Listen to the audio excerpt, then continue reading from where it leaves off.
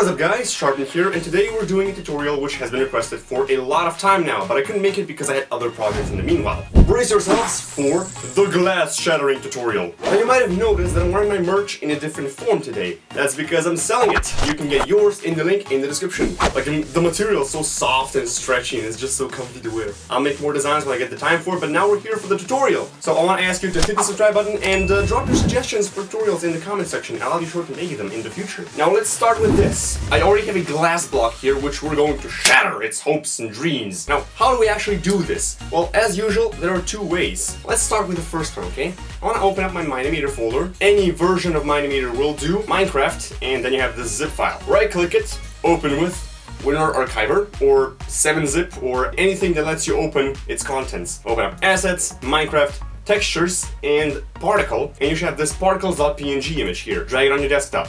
I shouldn't have closed it, I need something else. Okay, again. Textures, block, because we're going to search for glass block. Click anywhere and press G, so it jumps down to glass, and also drag this on your desktop. Note, both textures should remain in this folder, like the glass is still here. If you take this out, your glass texture is gonna break, so be careful what you do with this. Okay, now close it up because all you need is these two images. Now I want to open them up with an image editing program which supports transparency, and I'm using paint.net as usual. The link for paint.net will be in the description. Now open both of them with paint.net, and as you see here, we have particles and the block. What I want to do is I want to make separate textures for the particle for the glass. So let's say I want this to be one of the particles. So just select this part, click copy, open up this image, and in the first texture of the cloud, I'm just gonna paste it and position it over. So instead of the previous particle, this is now the new particle. I'm basically editing the particles texture, so this is going to be used as a particle. So when I shatter my glass, particles of glass are going to be flying around. Let's take some more. Let's take this one because this one looks like it should look interesting. Copy and paste it above the already existing texture. Next one, let's go for these three lines here. Paste and cover it up. Now, as you see, there is still a bit of the cloud texture poking out here, so I want to erase it manually. Select the razor tool, and be careful to click this icon until it turns into squares and delete. If you don't use the squares, watch what happens. Pixels get semi-transparent, and that is seriously going to glitch with the particles, so be sure to have the squares selected. Alright, I made 5 glass textures, I think that's enough. Now we can close the glass block, and now with the particles, just go to File, Save As, and go for Particles _ glass. So we know these are my glass particles. Click OK, and close it up. This is now particles glass, then you can just delete the other two now if you want to, but I would keep them just in case. Of course, I deleted them here. Now, I want to add a new particle creator, which is right here. Open editor, and first of all, tick off this spawn constantly. So it only spawns when you tell it to, not all the time, because that's gonna lag. Now, we want the glass to shatter. How many particles we want? Let's say we want 40 particles, because 40 particles are going to spawn once you destroy the glass block. Spawn in a region. Sure, why not? This is a block. We want the particles to be spawning all around the block. I mean, inside the block. This is your region now. Select cube and put the size to 16, because that is the size of a normal Minecraft block. Now it's off center, so I have to move the creator to be inside of it. Parent the particle creator onto my glass, and now as you see it's down here. Let's just raise it up exactly by 8. As you see, the region fits perfectly around the glass, which is perfect for us. Now the bounding box is going to be ground because we want the particles to be bouncing as they hit the ground. Let's raise the glass up so we can see the effect better, right? You'll see why I did this in a second. The ground Y is 0 because this is my ground, and the particles are going to bounce from the ground as they fall down.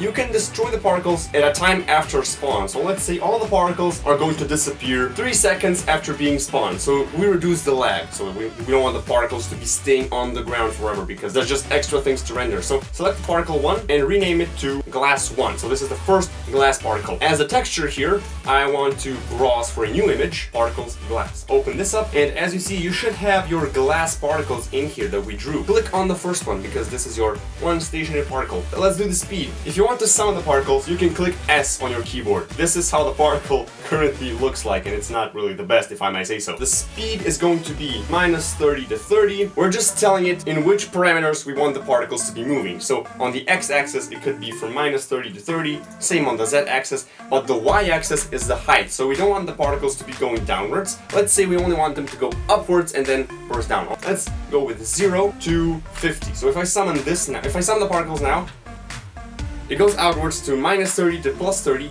but it only goes upwards from 0 to 50. So it won't go down, it will only go up and around. Now the interesting part, if I want to add gravity, just go add y. This means it will add one value of y every second. So if we take a look at what this looks like, it makes the particles go down, basically. Let's reduce it to like 3 or 4 or so, because that looks more realistic. The gravity looks pretty realistic here, because it falls down as fast as it should, but it only goes downward. So let's increase the values up here. Let's make this go up to 100. Yeah, perfect. Let's make these go out by -50 to 50. By some of these, this looks a lot better than it did before, so let's just keep it this way. The speed is done now. The sprite angle. Oh yeah, sure. Let's add the sprite angle. This is the sideways rotation. Sure. Just click on the random and it will rotate the particles as they break. So this looks even better now. Everything here is okay. Oh, you can also mess with the bounce factor. So if I put this to 1, the particles are going to bounce up by the same amount as they did before. If I put this to a very low value, they were barely going to bounce, but they still will. So let's put this to 130 because glass doesn't bounce as much. And also what I've noticed is the particles are still sliding on the ground after they were supposed to stop. I really don't like this. Let's go for the multiply x and put this to like 0.8 and the z as well, like 0.8. Every second they're going to lose 20% of their speed. Still not enough. Okay, let's go for 96 or something. Like, let's decrease the number even more. That's better. But why are they still sliding on the ground? I don't like this. Maybe the y. Let's do the same with the y here. Okay, never mind. Let's just leave it like this because we obviously cannot fix this. But this is our first glass particle. Now, once we've set everything, just duplicate it, call it glass 2, and click on the second image of the glass. Then duplicate again. Once you have done this for all of your 5 glass particles, it should look like this. So basically, we've made the glass shatter, but not actually shatter yet. So at frame 50, glass is going to turn invisible, and the particles are going to have a keyframe, which means they're going to summon the particle. Wherever you set a keyframe, like let's say the keyframe is here, bam. It summons the particles once it reaches the keyframe. So let's delete all other keyframes, so it only summons the particles as it comes here. Now let's take a look. Nothing, right? Because Particle Creator also turns invisible. So select the Particle Creator and in the Inherit options, tick off invisibility. So the glass turns invisible, but the particle does not. Now let's take a look at what we have. Oops, sorry, my bad. Let's take a look. Glass shattered, crushed! See this again? Doesn't look too bad. Maybe let's increase the eyes of this, so I would say this is a pretty sick glass shattering effect, but if you want to go even further, I have a better method for you. So as you see here, I took parts of the glass texture I got here and put them in an item sheet. If you do not know how item sheets work, I recommend you click the item corner because in this video I built an advanced weapon using the item sheets. If you want to learn more about it, I highly recommend it because it's a good video. For those of you who already know how item sheets work, let me just remove these edges because I should have placed these textures in a different layer, but I forgot that was a thing, so now I gotta erase them. Now go to File, Save As, Glass Items, and save it as a PNG. Again, needs to be a PNG because it supports transparency. And now we're going to reconstruct the glass block. Add a new item, browse for the image, which is going to be glass items. Yep. Select the first one, rename it to glass 1. Lock it onto the glass, and now put it out on Z by 8 units. So it's exactly okay, I'll take it. And put it sideways by -6 units. Actually, put it out by 7.5, so now the edge is where the edge should be. And put it upwards by exactly 5 units. I've positioned this one. This is the first item. Now add a new glass, glass 2. Select the same image and select the second one. Lock it onto the glass and now position it out by 7.5. Position it up actually by 6 and of course -2 on the left. Now let's select these two and tick off invisibility. So when I make the glass invisible, I can see what I've done. You've guessed it, we're going to reconstruct the entire glass block. Let's do this. I've reconstructed one face of the glass. But I have some really bad news because the rotation points are completely offset. If I want to animate this spinning, it's not gonna work. So I should have thought of this in advance, but I didn't. Select all of the glass, custom rotation point, put the Y down to 6 or something, and I'll put all of these up by 6, like so. I think the custom rotation points should be fixed now. Yeah, it's still not enough. Let's go for even more. So let's drop this down by 8, and I'll bring these up by 10. Caution, do not type in 10 because they're all going to go up by 10. They have different values, so we have to raise it up here. I messed it up. We should have thought of this in advance, but now we have what we have. So now the custom rotation points are in the center now, like almost in the center. They're all individual items and they're positioned differently on the grid, but this is it. Now we can put this in a folder, call it face, because the face is now in the center here, and we can simply duplicate the face and turn it minus 90 degrees. Now I have two faces.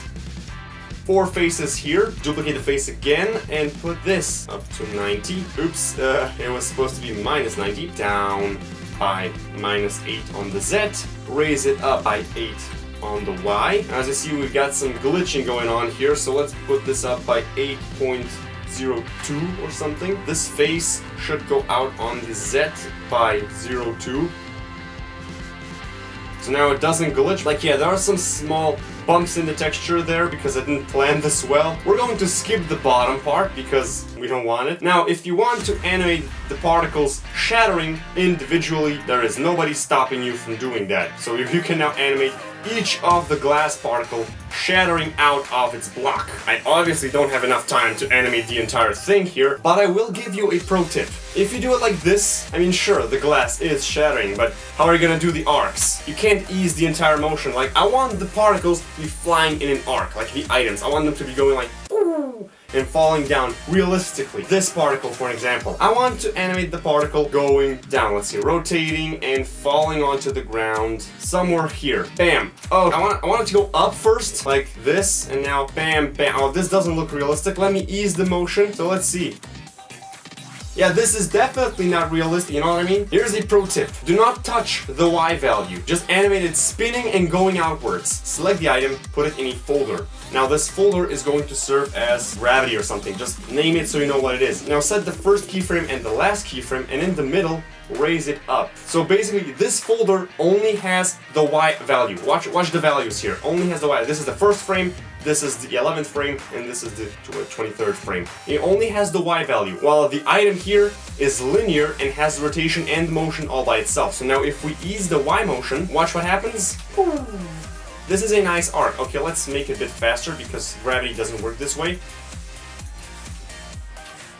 Looks like a glass shattering. So if you want to animate all of them, you have to put all the items in a folder and then animate each of them individually. Why is this good? Why do we want this? I mean, I personally recommend you use the particle method because it's a whole lot easier. I spend a lot of my time making the textures and building the block by itself. What's more, to animate all of them individually placed in a folder to animate all the particles going out. Particles are a lot better because easily made, plus it still looks decent. Why is this good though? Is because you actually see glass shattering in pieces. Particle block just disappeared and positioned particles randomly and then bursting out. Plus they're two-dimensional. What's good about this method though, the part of the block which you can already see is flying out. The block doesn't disappear and position random particles bursting outward. The block literally falls apart. Plus you have more control. Let's say there's a block in the way. Particles cannot interact with blocks. So if you're using the particle method, your particles are going through the block. If you're using this method, you can easily animate it colliding with the block falling downwards. So this method